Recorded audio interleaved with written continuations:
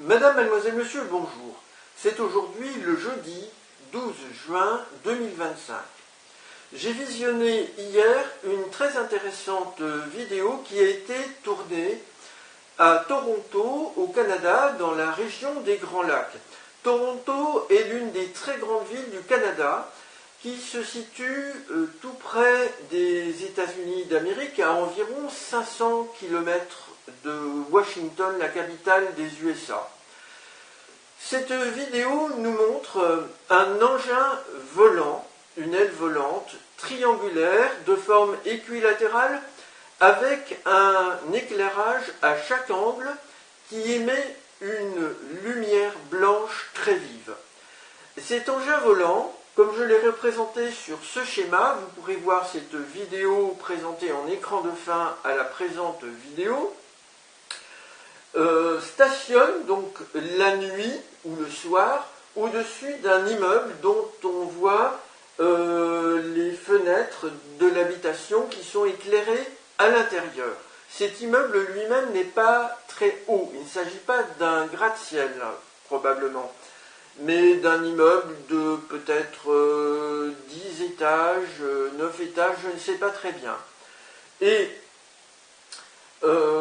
ici j'ai représenté des animaux de manière humoristique pour signifier à ces extraterrestres qui ne sont pas les bienvenus.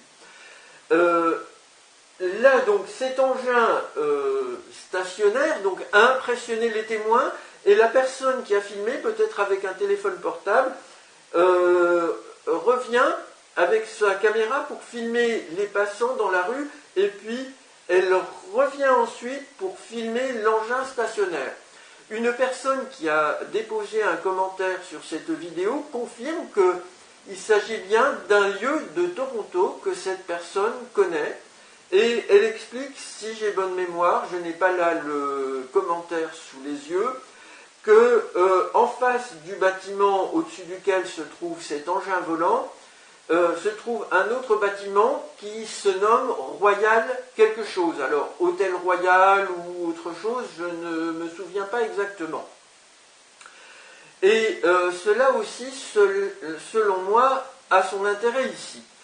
Je pense reconnaître là un véhicule volant, des êtres gris, apocalyptiques, extraterrestres, qui essayent de finaliser leur plan apocalyptique en espérant obtenir une alliance avec l'humanité, donc au plan mondial, pour instaurer une théocratie interplanétaire, incluant donc notre monde.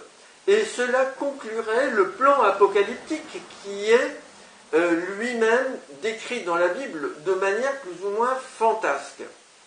Et ce plan apocalyptique, il a été annoncé par le prophète Jésus lui-même dans l'évangile de Matthieu, au chapitre 13, et puis il a été redit après la mort du prophète Jésus par une entité à un apôtre Jean, où à Jean de Patmos s'est discuté, mais enfin bon, l'auteur de l'Apocalypse, le dernier livre de la Bible, est Jean, et dans cet Apocalypse, on apprend que le nouveau Messie des chrétiens revient dans le ciel avec une armée céleste, et ça c'est très important, une armée céleste pour accomplir le jugement dernier du Dieu des chrétiens, et etc., etc., et c'est très inquiétant.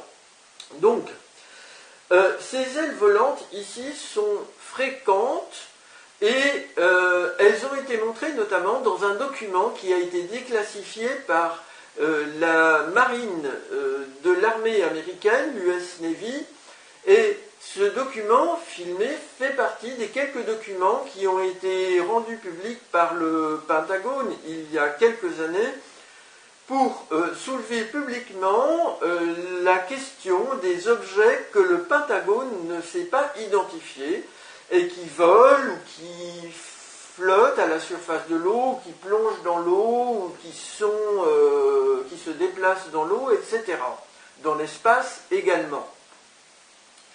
Donc, moi, personnellement, je considère ici qu'il s'agit d'un coup des êtres gris. Alors, je voudrais dire que dans l'Apocalypse de Jean, le nouveau Messie des chrétiens est considéré comme le roi des rois ou le seigneur des seigneurs. C'est-à-dire qu'il est au-dessus des chefs d'État du monde, que ce soit des rois, ou que ce soit des princes, ou que ce soit des présidents de la République, par exemple. À l'époque, ça n'existait pas, un président de la République. Donc, ici, le Canada, on est à Toronto, a pour chef d'État le roi Charles III, qui est le roi du Royaume-Uni, le roi d'Angleterre, le roi du Royaume-Uni, mais qui est également chef d'État du Canada.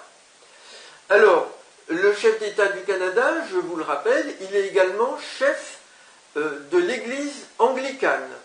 Et l'Église anglicane est une église chrétienne qui a un dogme qui s'apparente sous certains angles à l'Église catholique ou aux églises protestantes. Ils ont des différences importantes, mais c'est toujours le christianisme. Et dans le christianisme, on croit à la Trinité. Le Père, le Fils, le Saint-Esprit, et avec Dieu qui rassemble ces trois principes, mais qui n'est pas l'un de ces trois principes. Donc c'est un peu compliqué. Et j'ai représenté ici cette Trinité qui est souvent représentée par les chrétiens comme un triangle équilatéral, précisément, avec ici le Fils, Son en anglais, le Père, Father, toujours en anglais, Holy Spirit en anglais pour le Saint-Esprit, God au centre, Dieu. Alors, notez pour Toronto que les consonnes donnent dans l'ordre TRNT qui correspondent à Trinity en anglais, ou Trinité en français, la Trinité. Cette Trinité ou Sainte Trinité des chrétiens, ici, eh bien, le roi Charles III la promeut en quelque sorte en tant que chef de l'Église anglicane, de même qu'elle est également soutenue comme dogme par le nouveau pape de l'Église catholique au Vatican, Léon XIV.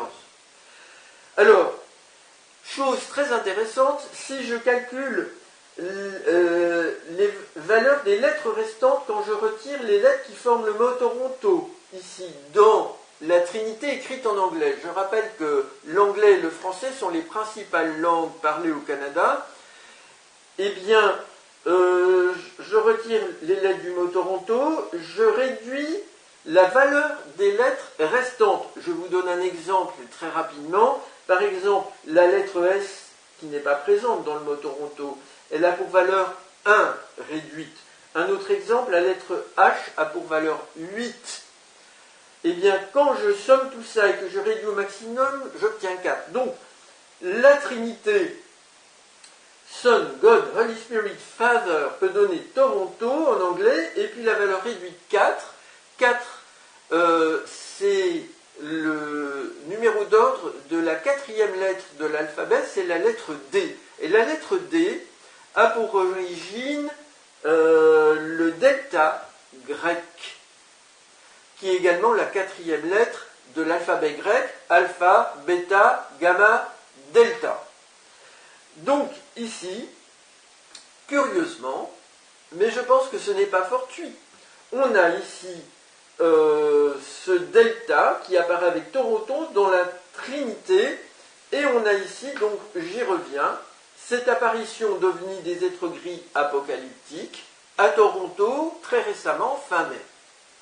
Alors, je voudrais citer encore un autre exemple d'ovni qui a été aperçu ici à Lille en France où je me trouve le 1er décembre 2012 par une témoin qui s'appelle Patricia et par son compagnon qui vit avec elle donc dans l'appartement où ils se trouvaient tous les deux le 1er décembre 2012 au soir vers 18h si j'ai bonne mémoire.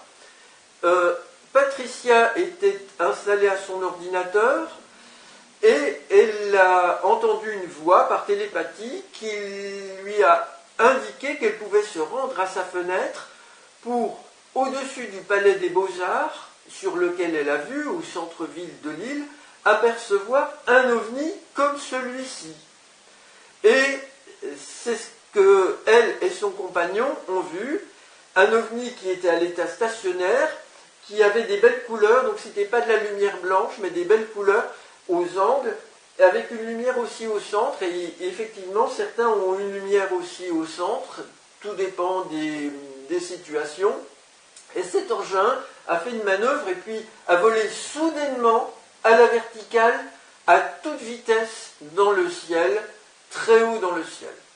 Et Patricia a affirmé par ailleurs, dans une émission Bob dit la vérité, vous pourrez trouver son témoignage également présenté en écran de fin à la présente vidéo, Patricia a affirmé qu'elle avait, quelques mois avant cette apparition, reçu un message pendant son sommeil par une entité qui l'a réveillée avec une lumière vive dans la tête. Elle s'est levée et elle a fait de l'écriture automatique en suivant le texte qui lui était dicté par télépathie, et il lui a été dit qu'un jour elle verrait un ovni, et c'est ce qui s'est passé quelque temps après.